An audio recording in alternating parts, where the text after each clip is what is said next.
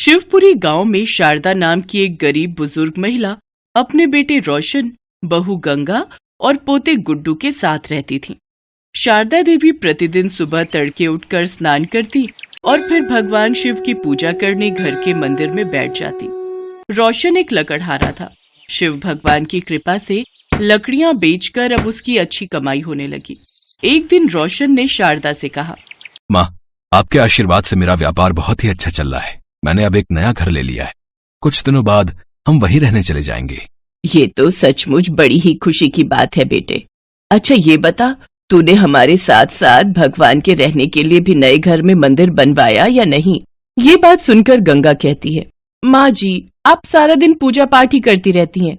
वहाँ भी आप सारा दिन यही करती रहोगी। सुबह सुबह उठकर हमारी नींद खराब करोगी। इसलिए हमने सोचा है कि आप यहीं रहें और अपना पूजा पाठ करती रहें। हम आपको आपका खर्चा पानी भेज दिया करेंगे। नए घर में केवल मैं, ये और हमारा गुड्डू ही साथ जाएगा। रोशन, देख तो बहू क्या बकवास किए जा रही है। क्या सचमुच तेरे घर में मेरे और मेरे प्रभु के लिए कोई जगह नहीं है? आज इन्हीं की कृपा से तुझे ये सब मिल पाया है और अब तू इन्हें ही भूल गया। माँ, ये सब मेरी मेहनत का नतीजा है। और गंगा कह तो रही है कि हम आपको आपका खर्चा भेज दिया करेंगे। आप इतने बड़े घर में जाकर क्या करोगी? अपने बेटे बहू की बातें सुनकर शारदा देवी रोने लगी, लेकिन उसके बेटे बहू उसको वहीं छोड़कर चले जाते हैं। शारदा देवी भगवान शिव से प्रार्थना करने लगी, हे भगवान, मेरा बेटा नासमझ है, उसको कोई भी दंड नहीं देना। एक दिन उसको अपनी गलती का एहसास जरूर होगा। वो आपकी शरण में आ जाएगा। उसको माफ कर दीजिए। अगले दिन से ही शारदा सुबह नहाकर भगवान शिव के लिए भोग बनाती और फिर उनकी पूजा पाठ में मगन हो जाती। इसके बाद शिव जी का भजन पूजन करके उनको भोग लगाकर प्रसाद ग्रहण करती। कभी कभी वो अपने लिए खाना बनाती तो कभी केवल प्रसाद खाकर ही संतोष कर लेती। ऐसे ही कई रोज गुजर गए। फिर एक दिन शारदा देवी अपने घर के बाहर बैठी थी कि तभी उसके पड़ोस की एक औरत उसके पास आई और शारदा उससे कहने लगी, सुनो बेटी, मेरा कुछ सामान खत्म हो गया है, क्या तुम बाजार से जाकर ले आओगी? वो औरत बाजार से सारा सामान लाकर शारदा देवी को दे देती है। शारदा उसके लिए चाय बनाकर लाती है और फिर उस औरत को धन्यवाद कहती है। चाय पीते हुए वो महिला शारदा देवी से कहती है, माँ जी, आज आपके बेटे ने अपने नए घर की खुशी में सभी गांव वालों को भोजन पर आमंत्रित किया है। क्या उन्होंने आपको नहीं बुलाया? जो मेरे शिव जी का ना हो सका, भला वो मेरा क्या होगा? अब मुझे उससे कोई मतलब नहीं है। शारदा देवी की बात सुनकर महिला वहाँ से चली जाती है। ऐसे ही समय बीतता गया। अब शारदा देवी और भी बूढ़ी और कमजोर होती गई। अब उसमें खाना और प्रसाद तक बनाने की हिम्मत नहीं बची थी। इसलिए वो अब सिर्फ शिव जी के लिए ही प्रसाद बनाती और उसी को खाकर संतुष्टि कर लेती थी। एक दिन शारदा देवी भगवान शिव के आगे बैठकर रोने लगी और कहने लगी, प्रभु, अब इस संसार से मेरा मन भर चुका है। अब आप मुझे अपनी शरण में ले लीजिए। ना जाने और कितना कष्ट सहना होगा मुझे आपसे मिलने के लिए। इतना कहकर वो भजन करने लगी। अगले दिन सुबह शारदा ने स्नान किया और फिर प्रसाद बनाने के लिए रसोई में गई तो उसने देखा कि आटा खत्म हो चुका है। उसे ध्यान आया कि कुछ गेहूं पड़े हुए हैं। वो गेहूं लेकर चक्की में पीसने बैठ गई, लेकिन कमजोरी के कारण उनसे चक्की चल ही नहीं रही थी। ये देख शारदा देवी की आंखों से आंसू बहने लगे। वो कहने लगी, प्रभु, आज मेरा शरीर साथ नहीं दे रहा है। मेरा नियम टूट जाएगा और मेरे शिव जी भूखे रहे। ये मुझसे बर्दाश्त नहीं होगा। मुझे शक्ति दे प्रभु, जिससे कि मैं आपको भोग लगा सकूं। इतना कहकर शारदा देवी ने एक बार फिर कोशिश की और फिर दोबारा कोशिश करके वो हार गई और वो रोने लगी। तभी घर में तेज रोशनी हुई और नीले प्रकाश से पूरा घर भर गया। उन्होंने देखा कि स्वयं भगवान शिव चक्की चला रहे हैं। शारदा उनको देखकर हैरान रह गई। तभी भगवान ने कहा, मैया, क्या देख रही हो? मुझे बहुत जोरों की भूख लगी है, इसमें और गेहूं डालो। शारदा देवी को बिल्कुल भी होश नहीं था। वो रोते रोते चक्की में गेहूं डाल रही थी और भगवान शिव गेहूं पीस रहे थे। फिर जब शारदा देवी को सुध आई तो भगवान शिव गेहूं पीस चुके थे। इसके बाद शिव जी भगवान ने कहा, मैया, आज आपकी तपस्या सफल हुई। मांगो, आपको क्या मांगना है? मुझे अपने चरणों में स्थान दे दीजिए प्रभु, मुझे और कुछ नहीं चाहिए। भगवान शिव ने उसे आशीर्वाद दिया तो शारदा देवी पहले जैसी स्वस्थ हो गई। शारदा देवी ने उनके लिए हलवा बनाकर उनको भोग लगाया। भगवान शिव ने भोग खाया और कहा, मैया मेरा पेट भर गया आपके भोग से। अभी आपका इस संसार में कुछ समय बाकी है, उसके बाद ही आपको स्वर्ग लोक की प्राप्ति होगी। आज से तुम्हें यहाँ कोई कष्ट नहीं होगा। इतना कहकर वो अंतर ध्यान हो गए। तभी उसका छोटा सा घर बड़े से महल में बदल गया और घर में धन धान्य के भंडार भर गए और भगवान की कृपा से उसके घर में नौकर चाकर काम करने लगे। शिव के बारे में सुनकर रोशन और गंगा रोते हुए आए और शारदा देवी के चरणों में गिर पड़े। शारदा देवी ने भी उन्हें माफ कर दिया। अब वे सभी साथ साथ रहकर भगवान शिव का गुणगान करने लगे।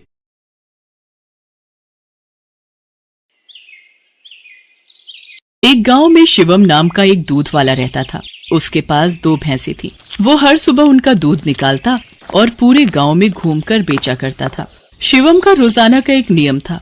दूध बेचने के बाद उसके पास जो भी दूध बचता था उसे शिवम रास्ते में शिव जी के मंदिर में शिवलिंग पर चढ़ा देता था। उसका दोस्त मंगल रोजाना उसे ऐसा करते देखता था। एक दिन, शिवम, तू इतनी मेहनत से पूरे गांव में दूध बेचता है और जो दूध बच जाता है उसे तू शिव मंदिर में चढ़ा देता है।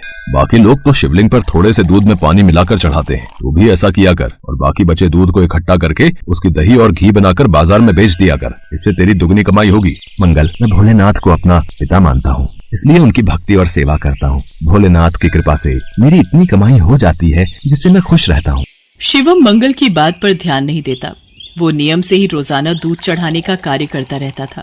एक दिन मंदिर के पंडित जी ने शिवम से कहा, शिवम, तू हर दिन महादेव का दूध से अभिषेक करता है। तेरी क्या मनोकामना है जिसके लिए तू ये सब कर रहा है? पंडित जी, मुझे भोलेनाथ से कुछ नहीं चाहिए। मैंने कई बार कुछ लोगों को दूध में पानी मिलाकर चढ़ाते देखा तो मुझे लगा भोलेनाथ पानी मिला दूध पीकर कमजोर न हो जाए, इसलिए मैं उनको दूध चढ़ा देता हूँ। अच्छा, फिर ठीक है। एक दिन गांव में तेज बारिश हो रही थी। बारिश के कारण शिवम दूध बेचने नहीं जा सका। उसका आज सारा दूध बच गया था। उसने सोचा, आज इतना दूध बच गया है, मैं इसे शिवलिंग पर चढ़ा आता हूँ। शिवम, ये दूध तो बहुत सारा है, ये तो बहकर खराब हो जाएगा। तो फिर मैं इस दूध का क्या करूँ? पंडित जी, मैं ये दूध घर वापस भी नहीं ले जा सकता और ऐसे तो ये दूध खराब हो जाएगा। तुम एक काम क्यों नहीं करते? तुम इस सारे दूध की खीर बनाकर भोलेनाथ को भोग लगाकर गाँव में खीर का प्रसाद बांट दो, इससे तुम्हें पुण्य मिलेगा। पंडित जी, ये तो आपने बहुत अच्छा विचार बताया है। मैं अभी जाकर बाजार से खीर का सामान लेकर आता हूँ। शिवम को पंडित जी की बात अच्छी लगी और वो बाजार से खीर बनाने का सामान ले आया। शिवम ने खीर बनाकर भगवान शंकर को भोग लगाया और सारे गांव में खीर का प्रसाद बांटा। इधर कैलाश पर्वत पर भगवान भोलेनाथ के मुख पर खीर लगी देख माँ पार्वती उनसे बोली, ये तो जरूर भगवान कृष्ण की भेजी हुई कोई चमत्कारी गाय दिखाई पड़ती है, जैसे उनका कोई आशीर्वाद हो। देवी पार्वती, ये मेरा प्रिय भक्त शिवम है। इसकी निश्चल भक्ति ने मेरा मन जीत लिया है। ये मुझे अपना पिता मानकर मुझे प्रतिदिन दूध और खीर का भोग लगाता है। ये मेरी चिंता करता है और मुझे बिना पानी मिला दूध चढ़ाता है। मेरे भोले भाले भक्त की भावना देखो, ये समझता है कहीं मैं पानी मिला दूध पीने से कमजोर न हो जाऊं, इसलिए ये दूध से अभिषेक करता है। प्रभु, फिर तो अपने इस भक्त पर कृपा करने के लिए हमें इसकी परीक्षा लेनी चाहिए। तो देर किस बात की देवी पार्वती, हम अभी पृथ्वी पर चलते हैं और अपने भक्त शिवम की परीक्षा लेते हैं। भगवान शिव और देवी पार्वती ने सेठ सेठानी का भेष बना लिया और शिवम के घर पहुंच गए। नमस्ते जी, कहिए आपको मेरे से क्या काम है? हमने तुम्हारे बारे में बहुत सुना है। तुम बहुत ताजा और शुद्ध दूध बेचते हो, इसलिए हम तुमसे दूध खरीदना चाहते हैं। तुम रोजाना अपना सारा दूध हमें बेच दिया करो। हम हर दिन तुम्हारा सारा दूध खरीदेंगे और तुम्हें दूध बेचने के लिए पूरे गांव में भागना भी नहीं पड़ेगा।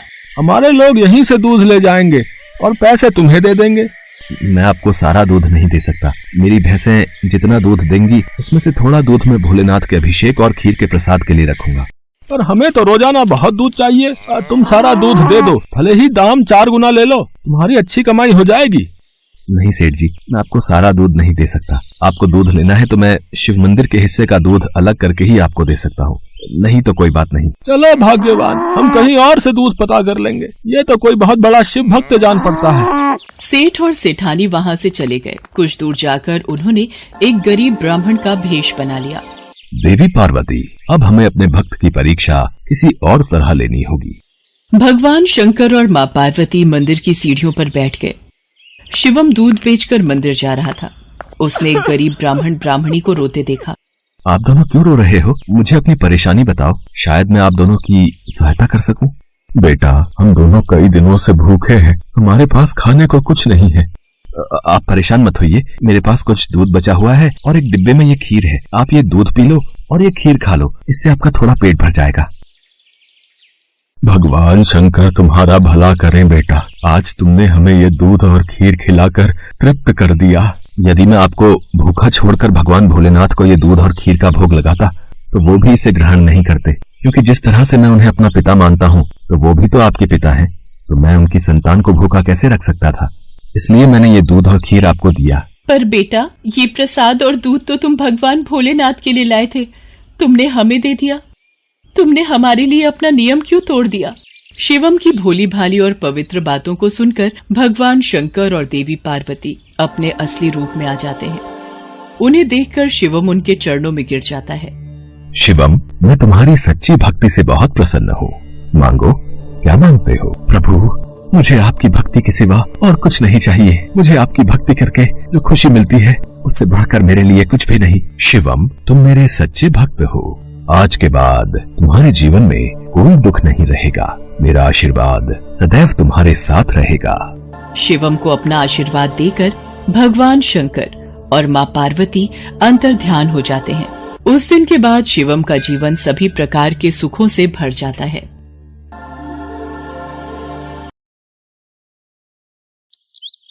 एक बार माँ पार्वती कैलाश पर भ्रमण कर रही थी। तभी उनकी नजर पृथ्वी लोक पर पड़ी। सेठ जी, ये माल गाड़ी में से उतार दिया है। ये ले, तेरे आज की कमाई के 200 रुपए। पूरा दिन मेहनत करके सिर्फ ये 200 रुपए ही कमाई हुई है। अब इसमें से 50 रुपए दूध के, 50 रुपए सब्जी के, बाकी बचे 100 रुपए जो पूरे 3 दिन चलाने हैं। ये हो गए पूरे 50,000 रुपए। इन्हें तिजोरी में रख देता हूँ। नहीं भैया, ये बहुत महंगी साड़ी है, कोई सस्ती सी दिखा दो। हाँ, ये 150 रुपए वाली ठीक है। भैया, ये तीनों साड़ी पैक कर दो। ये लो 5,000 रुपए। माँ पार्वती गरीब और अमीर दोनों को देख रही थी। आखिर जिसे जो चाहिए उसे मिलता नहीं, और जिसके पास पहले से हो उसे और मिल जाता है। इस प्रश्न का उत्तर तो महादेव ही दे सकते हैं। धरती का ये नजारा देखकर माँ पार्वती भगवान शंकर के पास जाती है। महादेव, मैंने देखा है कि धरती पर जो व्यक्ति पहले से ही गरीब और दुखी है उसे और ज्यादा दुख मिलता है, और जो सुख में है आप उसे दुख नहीं देते। ऐसा क्यों? भगवान, ये आपकी कौन सी लीला है? देवी पार्वती, इस बात का उत्तर जानने के लिए आपको हमारे साथ धरती पर चलकर वहां के प्राणियों का हाल चाल जानना होगा। वहीं इस प्रश्न का उत्तर आपको प्राप्त होगा। भगवान शिव के कहे अनुसार कुछ समय बाद माँ पार्वती उनके साथ मृत्युलोक में प्राणियों का हालचाल जानने के लिए चल पड़ी। तभी रास्ते में उन्हें एक गरीब पति पत्नी जाते दिखाई दिए। और मिला, कुछ समझ नहीं आ रहा, हमारी गरीबी के दिन कब दूर होंगे। वो चंदन ने फिर एक नई जमीन खरीद ली। सबका भाग्य एक सा नहीं होता है जी। उसके भाग्य में अमीर बनना लिखा है, हमारे में नहीं। भगवान की इच्छा होगी तो हम भी अमीर बन जाएंगे। पता नहीं कौन से पिछले जन्मों के कर्मों की सजा भुगतनी पड़ रही है। न जाने कौन से बुरे पाप किए थे। हे महादेव, आप इन दोनों पति पत्नी को कुछ ही पलों में अमीर बना सकते हैं। मेरे कहने पर आप इन्हें अमीर बना दीजिए। ये बेचारे कितने दुखी हैं। देवी पार्वती, इन दोनों के भाग्य में अभी अमीर बनना नहीं लिखा है। महादेव, जब हम इन्हें धन दे देंगे तो इनकी गरीबी दूर हो जाएगी, फिर ये भी अमीर और सुखी हो जाएंगे। कृपया करके आप इनकी मदद कीजिए प्रभु। देवी पार्वती, मैं तुम्हारी इच्छा अनुसार इन्हें धन प्रदान कर देता हूँ, पर उसका मिलना या ना मिलना कर्मों पर निर्भर करता है। पार्वती जी के कहने पर भगवान शिव ने सोने की अशर्फियों से भरी एक पोटली उस रास्ते में डाल दी पोटली से कुछ दूरी पर उर्मिला की नजर गुजरते हुए एक अंधे व्यक्ति पर पड़ी। सुनो जी, हम तो गरीब हैं इसलिए दुखी हैं, पर ये सामने व्यक्ति तो नेत्रहीन है। एक बात समझ नहीं आई, ये नेत्रहीन लोग कैसे जीवन व्यतीत करते होंगे? हाँ, बड़ी मुश्किल होती होगी उर्मिला इन बेचारे नेत्रहीन लोगों को। चलो आज हम भी अंधों की तरह चलकर देखते हैं, देखें ये कैसे जीवन जीते हैं। उर्मिला और सूरज आंखें बंद कर एक दूसरे का हाथ थामे चलने लगे। सोने की अशर्फियों की पोटली रास्ते में ही पड़ी रह गई और वे दोनों करीब से गुजर गए। भगवान शिव बोले, देखा देवी पार्वती, इनके भाग्य में अभी गरीबी ही लिखी है। हम कुछ दिन धरती पर ही रहेंगे। यहाँ मनुष्य रूप में रहकर मैं तुम्हारे मन की सभी शंकाओं को दूर करना चाहता हूँ। भगवान शिव और देवी पार्वती ने मनुष्य का रूप धारण किया और पति पत्नी के रूप में एक गांव के पास डेरा जमाया। शाम के समय देवी पार्वती भगवान शिव से बोली, स्वामी, मैं रसोई की तैयारी शुरू करती हूँ। यहाँ पृथ्वीलोक में यदि हम रहने आ ही चुके हैं तो हमें भोजन की भी व्यवस्था करनी होगी। मैं चूल्हा बनाने की तैयारी करती हूँ, आप तब तक भोजन बनाने की सामग्री ले आइए। माँ पार्वती चूल्हा बनाने के लिए बाहर से ईंटें लेने गई। चूल्हा बनाने के लिए मुझे ईंटों की जरूरत है। ये एक जर्जर और टूटा मकान दिखाई दे रहा है। इसकी ईंटें मेरे काम आ जाएंगी, यही ले लेती हूँ। चूल्हा तो तैयार कर लिया, महादेव आते ही होंगे। अरे आप आ गए, ये देखिए मैंने चूल्हा तैयार कर लिया। पर आप खाली हाथ क्यों लौट आए स्वामी? भोजन कैसे बनेगा? देवी पार्वती, अब सामग्री की कोई आवश्यकता नहीं है, क्योंकि जिस प्रश्न का उत्तर ढूंढने के लिए आप आई थी वो आपको स्वयं मिल गया। मैं कुछ समझी नहीं स्वामी, मेरे प्रश्न का उत्तर मेरे समक्ष ही है। हाँ देवी पार्वती, आप यही जानना चाहती है ना कि इस पृथ्वी पर क्यों गरीब लोग ज्यादा परेशान होते रहते हैं। अच्छा ये बताइए, आप इस चूल्हे को बनाने के लिए ईंटें कहाँ से लेकर आई हो? प्रभु, इस गांव में बहुत से ऐसे घर भी हैं जिनका रखरखाव सही ढंग से नहीं हो रहा है। उन पुराने घरों की जर्जर हो चुकी दीवारों में से मैं ईंटें निकाल कर ले आई। इसका मतलब जो घर पहले से खराब थे आपने उन्हें और खराब कर दिया, जबकि आप मजबूत घरों की दीवारों से भी तो ईंटें ला सकती थी। प्रभु, जो घर अच्छे और सुंदर दिख रहे थे उस घर के लोगों ने अपने घरों का रखरखाव बहुत अच्छी तरह किया है। ऐसे में उन सुंदर घरों को बिगाड़ना मुझे उचित नहीं लगा। देवी पार्वती, कुछ दिन पहले पूछे आपके प्रश्न का उत्तर भी यही है। जिन लोगों ने अपने जीवन को अच्छे कर्मों से सुंदर बना रखा है उन्हें दुख कैसे हो सकता है? इस संसार में हर मनुष्य अपने कर्मों का ही फल पाता है। सबके पास सब कुछ नहीं होता। मनुष्य के पिछले जन्मों का कर्म उसे इस जन्म में भुगतना ही पड़ता है, और यदि वो अपने इस जन्म और आने वाले अन्य जन्मों को सुखी बनाना चाहता है तो हमें सदैव ही पुण्य कार्य करते रहना चाहिए ताकि हमारे कर्म उसमें जुड़ते रहें। आपको ज्ञात है वो मार्ग में उस दिन एक नेत्रहीन व्यक्ति। हाँ स्वामी, मुझे ज्ञात है। वो देखिए देवी पार्वती, उसके पास धन दौलत ऐशो आराम की कोई कमी नहीं है, परंतु उसकी आंखों का इलाज नामुमकिन है। ये उसके पिछले जन्म के कर्मों से जुड़ा है।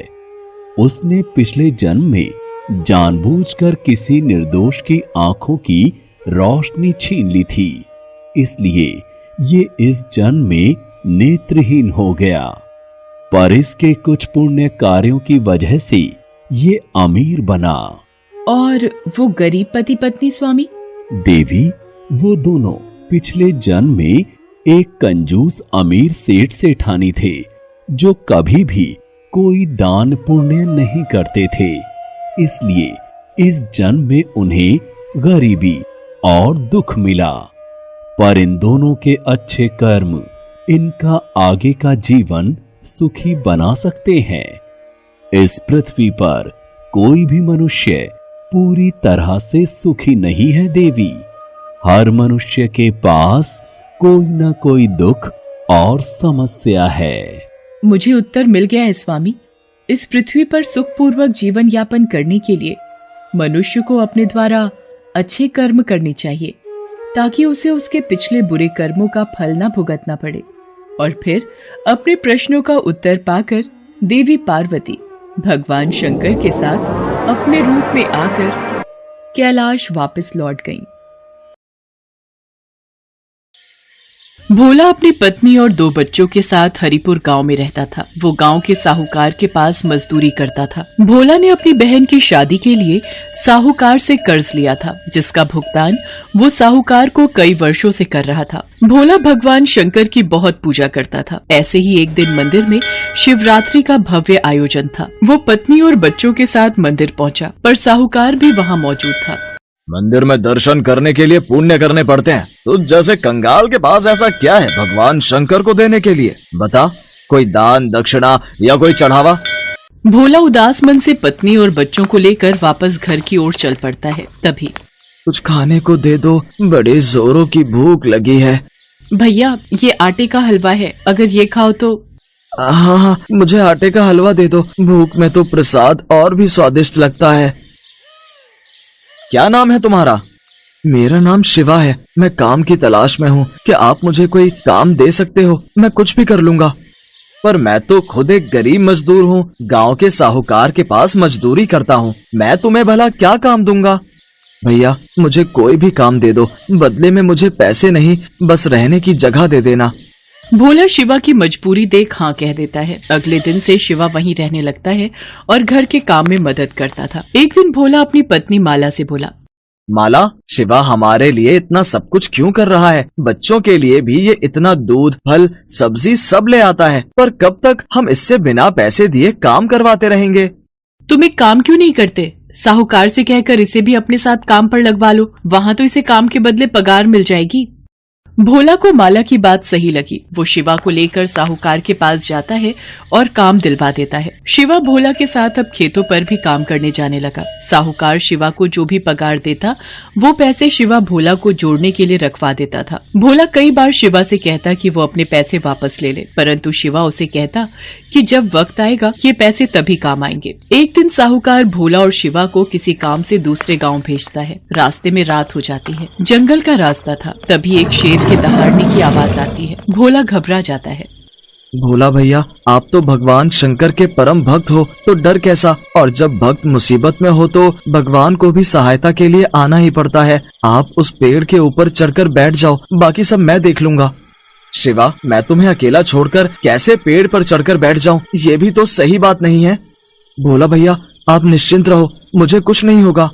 भोला जैसे ही पेड़ पर चढ़ने के लिए मुड़ता है, वो देखता है कि शेर उसके सामने खड़ा है। भोला शेर को अपने सामने देख डर जाता है और आंखें बंद करके ओम नमः शिवाय का जाप करने लगता है। शिवा भोला के आगे आ जाता है। शेर शिवा को थोड़ी देर तक देखता रहता है और बिना कुछ कहे जंगल की ओर चला जाता है। भोला और शिवा दोनों घर आ जाते हैं। भोला पूरी रात उस घटना को याद करता रहता है। अगली सुबह जब वो सोकर उठता है तो शिवा घर पर नहीं था। भोला आसपास में पूछता है, पर शिवा का कहीं भी पता नहीं था। वो साहूकार से जाकर पूछता है। वो तो सुबह ही मेरे पास आया और मेरे से बोला कि अमरनाथ यात्रा पर निकलना है, इसलिए वो अपना हिसाब कर गया। भोला घर आता है और सारी बात माला को बताता है। माला भी सुनकर बहुत हैरान होती है कि अचानक बिना बताए शिवा अमरनाथ की इतनी लंबी यात्रा पर कैसे निकल गया। भोला को कुछ समझ नहीं आ रहा था। उसी रात को सपने में भगवान शंकर भोला को दिखाई देते हैं। भोला, उठो, तुमने मुझे पहचाना नहीं? मैं ही तुम्हारा शिवा हूँ, जिसके बारे में तुम चिंता कर रहे हो। भगवान शंकर, आप ही शिवा हो, मैंने आपको पहचाना नहीं। ये कैसी भूल हो गई महादेव, मुझे माफ कर दीजिए। मैंने आपकी सेवा नहीं की बल्कि आपसे सेवा करवाई। आप मुझे छोड़कर क्यों चले गए प्रभु? हे महादेव, लौट आओ मेरे पास। भोला, अब तुम मेरे पास अमरनाथ यात्रा करके आओगे। मैं अमरनाथ में ही तुम्हें अपने दर्शन दूंगा। इतना कहकर भगवान भोलेनाथ अंतर्ध्यान हो गए। अगले दिन भोला ने सारी बात माला को बताई, पर भोला इसी चिंता में था कि अमरनाथ की यात्रा के लिए उसके पास पैसे कहाँ से आएंगे। तभी माला उससे बोली, सुनो, आपको याद है ना, शिवा हमारे पास पैसे जोड़ता था। इसका मतलब महादेव ने स्वयं हमारी अमरनाथ यात्रा की व्यवस्था कर दी। आपकी जय हो बाबा बर्फानी। जय भोला भंडारी, आपकी जय हो। माला, हमारे शिव शंकर ने हमें अपने धाम बुलाया है, अमरनाथ बुलाया है। भोला उन रुपयों से अपनी अमरनाथ यात्रा पर जाने की तैयारी करता है और साहूकार के पास कुछ दिन की छुट्टी मांगने जाता है। छुट्टी तो तू ले ले, वो तो तेरे पैसे मैं उतने दिन के काट ही लूंगा। पर ये बता, तू अमरनाथ की यात्रा के बारे में जानता भी है? पता है कितनी दूर है अमरनाथ धाम? पैसा, कपड़ा, खाना पीना, पूरे परिवार के साथ तू कैसे अमरनाथ की यात्रा कर पाएगा? बहुत कुछ देखना पड़ता है, वहाँ पर पूरा पंजीकरण होता है। पूरी तरह से स्वस्थ मनुष्य ही अमरनाथ की यात्रा कर सकता है, नहीं तो रास्ते में ही रोक देते हैं। और तू ठहरा एक गरीब कमजोर, 2-2 दिन तो तू रोटी नहीं खाता, रास्ते में ही गिरकर बेहोश हो गया तो वापस भेज देंगे। देख, मैं भी अमरनाथ जा रहा हूँ अपने परिवार के साथ, देख लियो, मैं अमरनाथ की पूरी यात्रा करके ही वापस आऊंगा। भोला अपने परिवार के साथ अमरनाथ की यात्रा के लिए निकल पड़ता है। उधर साहूकार को भी अपने परिवार को लेकर अमरनाथ की यात्रा के लिए जम्मू निकलना था, पर किस्मत को शायद कुछ और ही मंजूर था। 75 वर्ष से ज्यादा उम्र होने की वजह से साहूकार के पंजीकरण को स्थगित कर दिया गया। साहूकार ने मन में सोचा, भगवान शंकर ने शायद मुझे सबक दिया है कि उनकी यात्रा के लिए कोई गरीब या अमीर नहीं होता, वो जिस पर कृपा करते हैं वही उनके दर्शन कर पाता है। शायद भोला उनका मेरे से भी ज्यादा बड़ा सेवक है, इसलिए उसे अमरनाथ यात्रा पर जाने का शुभ अवसर प्राप्त हुआ। मैं ये क्यों नहीं समझ पाया कि भगवान तो प्रेम के भूखे हैं, उन्हें धन दौलत बड़े बड़े पकवानों से कोई मतलब नहीं। उन्हें कोई एक सूखी रोटी भी खिला दे तो उसमें भी प्रसन्न हो जाते हैं। शिव शंकर, मुझे माफ कर दो, मैंने उस गरीब मजदूर की गरीबी का हमेशा फायदा उठाया। बस एक बार भोला यात्रा से वापस आ जाए, फिर मैं खुद उससे माफी मांगूंगा। भोला माला और बच्चों के साथ पहलगाम पहुंचता है। वहां से वो पैदल ही यात्रा शुरू करता है। जय बम भोले का जाप करता हुआ वो आगे बढ़ता रहता है। चलते चलते बच्चों को भूख लगती है। रुको तुम लोग, यहाँ इस पत्थर पर बैठो, मैं किसी से पूछता हूँ। सुनिए भैया जी, यहाँ खाने के लिए कोई सुविधा मिल जाएगी? अरे भाई, ये अमरनाथ श्रद्धालुओं के लिए लंगर कमेटियाँ जी जान से पलखे बिछाकर उनका सत्कार करती हैं। खाने पीने से लेकर सोने तक की सुविधा उपलब्ध करवाई जाती है अमरनाथ यात्रा के लिए। आओ, मैं तुम्हें वहाँ का रास्ता बताता हूँ। भोला ने अपनी यात्रा को भगवान भोलेनाथ के भरोसे शुरू किया था और उसे पता था कि वही उसकी ये यात्रा पूरी करवाएंगे। व्यक्ति भोला को लेकर जब लंगर कमेटी के पास पहुंचता है, भोला ने देखा अमरनाथ यात्रा में लोग जगह जगह खाने पीने और सोने की सुख सुविधाएं दे रहे हैं। अमीर भक्त इस कार्य में दान दक्षिणा देकर अपना योगदान देते हैं। सुबह के समय लंगर कमेटियां श्रद्धालुओं की भूख और प्यास को बुझाती हैं और रात होते ही लंगर स्थल धर्मशाला में तब्दील हो जाते हैं। श्रद्धालुओं को बिस्तर और सर्दी से बचने के लिए बुखारी भी मुहैया करवाई जाती है। अमरनाथ यात्रा के लिए उन्हें 5 पड़ाव पार करने थे। पहला पड़ाव पहलगाम उन्होंने पार कर लिया था। बापू, अभी हमें कितनी और यात्रा करनी है? अभी कितनी दूर है अमरनाथ की गुफा? नमन, पहला पड़ाव पहलगाम में अभी हम हैं। अभी हमें चंदनबाड़ी, शेषनाग, पंचतरणी पार करना है। उसके बाद 5वां पड़ाव अमरनाथ की गुफा है, जहां बाबा बर्फानी भोलेनाथ के शिवलिंग के दर्शन होंगे। मतलब अमरनाथ की यात्रा के रास्ते में 5 पड़ाव आते हैं? हाँ छाया बिटिया, पर भोले बाबा का नाम लेते जाओ तो ये रास्ता आराम से कट जाता है और ये 5 पड़ाव भी पार हो जाता है। रास्ते भर अलग अलग पड़ावों पर रुकते हुए आखिर भोला और उसका परिवार अमरनाथ की गुफा पर पहुंचता है। पूरा परिवार इतने सुंदर दृश्य को देखकर खुशी से झूम उठता है। तुम्हें पता है माला, अमरनाथ को तीर्थों का तीर्थ कहा जाता है क्योंकि यहीं पर भगवान शिव ने माँ पार्वती को अमरत्व का रहस्य बताया था। बापू, वो देखो कबूतर। तुम्हें पता है छाया, ये कबूतर का जोड़ा बहुत ही किस्मत वालों को दिखाई देता है, जैसे तुमने देखा। सब मिलकर अमरनाथ बर्फानी शिवलिंग के दर्शन करते हैं। भोला हमेशा याद बनकर रहने वाली अनमोल दृश्यों वाली अमरनाथ यात्रा करके खुशी खुशी गांव वापस आ जाता है। साहूकार भोला से अपनी गलतियों के लिए माफी मांगता है और उसे अच्छी पगार देने लगता है। दिल से भगवान शंकर के आशीर्वाद से भोला की जिंदगी में खुशियां आ जाती हैं। गंगुआ नाम का एक चोर था। वो चोरी का काम इतनी सफाई से करता था कि पुलिस भी उसे आज तक नहीं पकड़ पाई थी। वो हमेशा चोरी करके पुलिस के हाथों से बच निकलता था। गंगुआ रोज रात को चोरी के लिए निकलता और किसी न किसी बड़े सेठ के घर में हाथ मार ही लेता था। गंगुआ की पत्नी ममता उसे कई बार चोरी के लिए मना करती, पर वो अपनी पत्नी की बात नहीं मानता था। तुम्हें कितनी बार कहा है ये चोरी का काम छोड़ दो। अब तो आसपास के मोहल्ले वाली औरतें भी मुझ पर शक करने लगी हैं। वो यही कहती हैं कि तुम्हारा पति तो कोई काम ही नहीं करता, दिन भर सोया रहता है, फिर हमारे घर का गुजारा कैसे चल रहा है। अब मैं उन औरतों को क्या बोलूं कि रात भर तुम चोरी करते हो और दिन में घोड़ी बेचकर सोते हो। कुछ तो शर्म करो। अरे क्यों सुबह सुबह मेरी नींद खराब कर रही है, सोने दे। वैसे भी कल रात चोरी करके कुछ भी हाथ नहीं लगा। मुझे तो लगता है तेरी ही नजर लग गई है। जब देखो मुझे काम के लिए टोकती रहती है। अब मुझे सोने दे, रात को मुझे फिर से चोरी पर निकलना है। गंगुआ रात को चोरी करने निकलता है, पर उस रात भी वो किसी भी घर में चोरी नहीं कर पाता। ऐसे ही कई दिन बीत जाते हैं। गंगुआ परेशान हो जाता है क्योंकि अभी तक उसने कोई भी चोरी नहीं की थी। वो गुस्से में भरा हुआ घर लौट आता है। उसी गांव में मोतीलाल नाम का एक बहुत ही अमीर और लालची व्यापारी रहता था। मोतीलाल दिखावा करने में बहुत ही माहिर था। गांव वालों के सामने वो खूब दान पुण्य करने का दिखावा करता ताकि सब गांव वाले उसकी खूब वाहवाही करें। मालिक, कुछ गांव वाले मिलने आए हैं। हाँ हाँ, उन्हें अंदर भेज दो और सबके लिए चाय पानी का इंतजाम करो। सब गांव वाले मोतीलाल के लिए कुछ न कुछ उपहार लेकर आए थे। अरे अरे, आप सब इतना कुछ ले आए? क्या जरूरत थी इतना कुछ लाने की? सेठ जी, आपने गांव में पानी की नई टंकी लगवाई है, इसलिए गांव वाले उपहार स्वरूप ये थोड़ा बहुत लाए हैं। और ये मेरी तरफ से फसल के नए आम बच्चों के लिए लाया था। अरे तुम सब गांव वालों के काम आना और गांव की सेवा करना ही तो मैं अपना धर्म समझता हूँ। ठीक है, मैं ये रख लेता हूँ। गांव वाले अपने अपने घर चले जाते हैं। मालिक, छोटी सी टंकी लगवाने के बदले इतना सामान फायदे का सौदा है। अरे चुप चुप, दीवारों के भी कान होते हैं। जाकर देख अब कौन आया है, जा। मालिक, शिव मंदिर के पंडित जी आए हैं। जय शिव शंकर पंडित जी। जय शिव शंकर मोतीलाल जी, मंदिर की सेवा कार्य के लिए आपके पास आया हूँ। शिव मंदिर में इस सावन में नया त्रिशूल लगाने का विचार बन रहा है। सोचा आप तो इतना दान पुण्य करते हैं, तो मंदिर में त्रिशूल लगाने का ये शुभ अवसर आपको ही मिलना चाहिए। ये तो बहुत अच्छा किया पंडित जी, जो आपने मुझे ये बात कह दी। मैं तो बहुत समय से ऐसा कोई शुभ कार्य करने का विचार कर ही रहा था। ठीक है, त्रिशूल के लिए जितने भी पैसे लगें आप मुझे बता देना, और त्रिशूल खाली सोने का बना होना चाहिए। मोतीलाल ने पंडित जी को सोने के त्रिशूल के लिए हाँ तो कर दी, पर पंडित जी के जाने के बाद वो सोच विचार में पड़ गए। सोने का त्रिशूल बहुत महंगा आएगा, दिखावा करने के चक्कर में तो मैं लुट ही गया।